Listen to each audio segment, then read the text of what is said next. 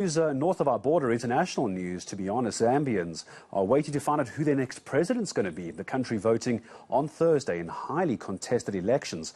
President Edgar Lungu has run for a third term now, but things aren't looking too good for him. What's happening as far as the count is concerned?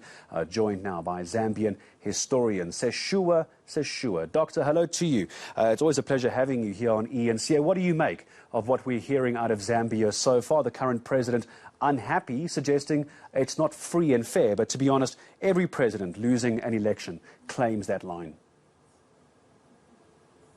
That's correct. I think that his complaints suggest that the Electoral Commission is exerting its independence, and there are reports that there were maneuvers to try to intimidate them into doing something that is not correct.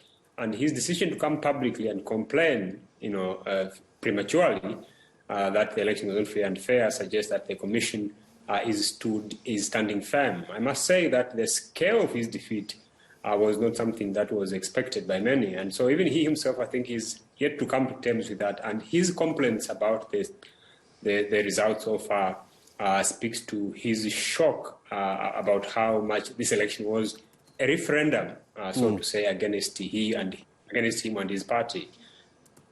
Help me understand, is this the current president who is losing this election, or is it Heshelema who is gaining so much traction? It sounds like an easy answer, but could it be a case of the current president, the country's had enough and they want a change and he's losing, or is it the kind of ground that's been made up by Heshelema?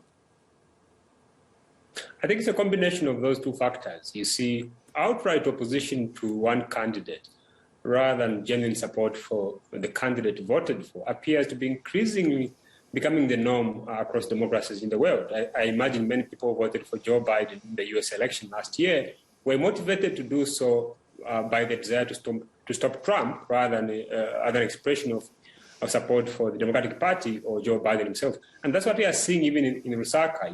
The current president, Edgar Lungu, has done very badly in terms of economic management, for example. So the scale of opposition to his rule is partly informed by that, as well as by the erosion of Zambian democracy under his reign. But Hichilema, who has been on the political scene since 2006, has also endeared himself to Zambian voters, placing himself as a better candidate in terms of resolving Zambia's economic challenges. And so I think voters over time have warmed up to that.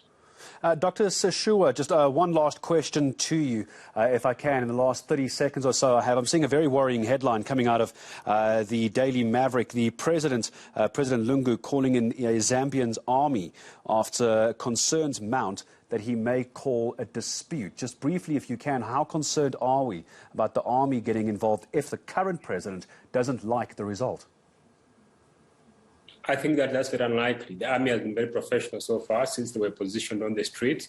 The rank and file in particular have stayed above the partisan fray. The top brass is loyal to Lungu. But I think what we are seeing from Lungu is really a reflection of two factions within the governing party. One is the hardliners who are pushing for the rejection of the election outcome. The other, the softliners who are calling for a negotiated deal. I do understand that Lungu is speaking to the opposition right now about the manner of his exit, and I think overall it would do him a huge favor to actually concede defeat. But what we are seeing so far is that even in defeat, he has shown weakness. Well, I appreciate your time. I hope we speak again for the final results of this. What a pleasure. Zambian historian Dr. Sishuwa Sishuwa joining us here on eNCA on Upfront about what is happening over in Zambia. Still on the way.